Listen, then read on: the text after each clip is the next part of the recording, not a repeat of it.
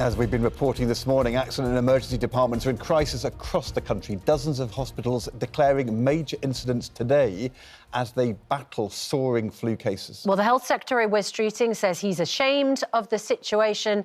His colleague, the Education Secretary, Bridget Phillipson, joins us now. You have a lot to say about education, Bridget Phillipson, but, I mean, the first issue this morning is about the critical incidences in our A&E. Your government's been in charge for 6 months. When does it get better? As the Health Secretary said, we are ashamed of the situation that we've inherited and what patients are experiencing at the moment. Through the budget, we're investing record sums in our health service, and just this week we announced our plans to reform the health service to make sure that patients can be seen more quickly and that we do a lot more around prevention. But I think, you know, your viewers will understand that it will take time to turn this around, given the really difficult state that the NHS is in. And we know that going into winter, staff in the NHS are having to do lots more where it comes to people presenting at A&E, particularly with flu, which is a really big challenge at the moment. Are you also ashamed about taking winter fuel allowance away from most pensioners? It's not a decision that we wanted to take. It wasn't a decision that we anticipated having to take. You chose to take. You must have wanted to take it because you took it. No, we've had lots of very tough choices in our time in government because of the economic inheritance left behind by the Conservatives. What we've also done is made sure that pensioners will retain the triple lock, so more money going in through the state pension, which I think is incredibly important for pensioners too. It is, but I asked you if you're ashamed of taking away the winter fuel allowance. We know that it's very cold, temperatures are about to plummet. Again, there's been flooding, cold water for many people. Most pensioners have lost their winter fuel allowance, and the cut-off point was around £12,500 for pension credit. I mean, are you proud? Should I ask that question? Are you proud about taking away the winter fuel allowance? No, of course I'm not, and I wish it hadn't been necessary to take those difficult decisions. But as the Chancellor set out when we formed this government, we inherited a £22 billion black hole, and we had to stabilise the economy, and that has meant tough decisions across every single government department. No regrets? Well, I regret the situation that we inherited. I wish it were different, and that's why it's absolutely... your choices? I wish we hadn't had to do it. I can be absolutely clear about that. It's not a decision I relish, and it's not a decision that we ever anticipated having to take, but then we didn't know that we would find that £22 billion black hole. Can I ask you about the Children's Wellbeing Schools Bill, which you're introducing in Parliament today? The budget disproportionately gave extra money to the National Health Service for the year ahead. The Institute for Fiscal Studies say today that schools are going to face very tight budgets with costs outstripping the growth in schools funding. Did you have in this bill to look for ways in which you could improve school outcomes at a time when budgets were not only under pressure, but actually being constricted for schools? So through the budget, we are investing more in schools, so £2.3 billion more, including more support for children with special educational needs and disabilities. What the report from the IFS says that costs are rising faster than that. Yes, what I was just going to go on to say is that an area that the IFS do identify is the spiralling costs that we're seeing where it comes to support for children with SEND.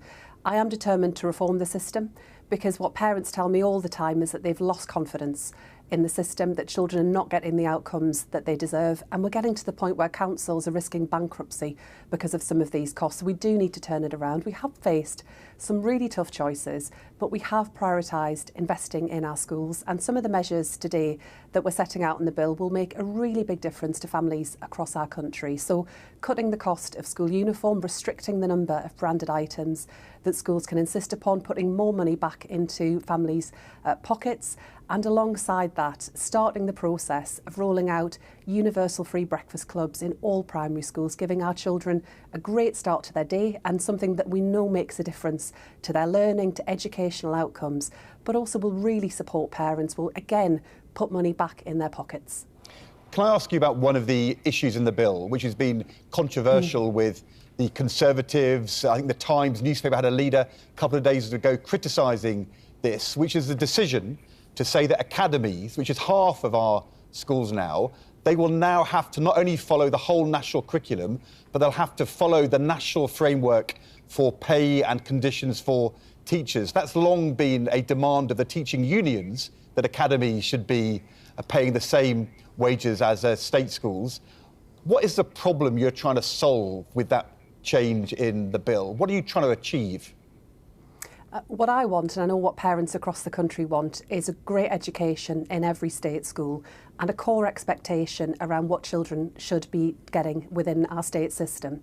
So, for example, I think that should involve qualified teachers in every classroom. So we will be insisting that all teachers joining the profession are qualified or are moving towards it, because I just think that is so essential. I think your viewers will be flabbergasted that not all teachers working within our schools have been required to be qualified up until this point. I want some of the brilliant practice that we've seen in academies spread right across our school system, and I do think that the national curriculum should apply in all schools, because I think we want to make sure that all of our children leave education ready for life and ready for the world to come. It was actually the Conservatives many years ago, as you will know, who first introduced a national curriculum. I think that was a crucial change where it comes to education. I want to restore that, and I want to make sure that all children get a great education, and that does involve making sure that they are taught the national curriculum. So you have evidence that some academy schools were using unqualified teachers to teach classes? Yes, there are unqualified teachers working within our system. We will support them if to move towards qualification.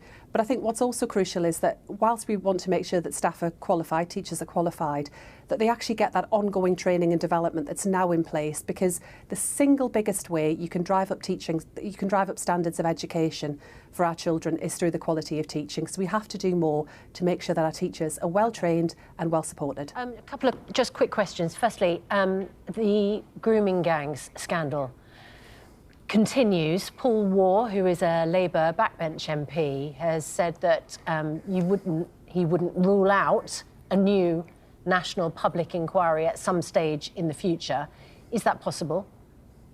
So what I'm setting out today in the legislation that we're talking about is the single biggest change in children's safeguarding and child protection legislation in a generation. It will make a really big difference to how we keep children safe, how everybody working to support children pulls together, shares information and takes action. We've heard a lot in recent days about lessons learned, about things that, you know, have gone on in the past. And what we've heard is sickening. No, and I think that's sickening, but the measures today are about addressing that. On the national inquiry, we had a national inquiry, the Conservatives launched that, it reported in 2022, we backed it, we absolutely thought it was the right thing to do. And what we've heard from the chair of that inquiry is that what is needed is not more words, it's action, and that is what we are determined to deliver. Actually, today the Conservatives, through what they have put down in the House of Commons, will block and stop this legislation coming into force. And this will make a big difference to keeping children safe, and they intend to block it. I think it is shameful when so many of them have spent lots of time in recent days coming into studios like this, telling you that they want to keep children safe. If they want to keep children safe, they should not be blocking legislation that would do precisely that. OK. Thank you very much indeed, Bridget Phillipson. You're referring, of course, to the fact that the Conservative leader is forcing a vote today on holding that new public inquiry as an amendment to the Children's Wellbeing and Schools Bill. We appreciate your time this morning. Thanks very much indeed.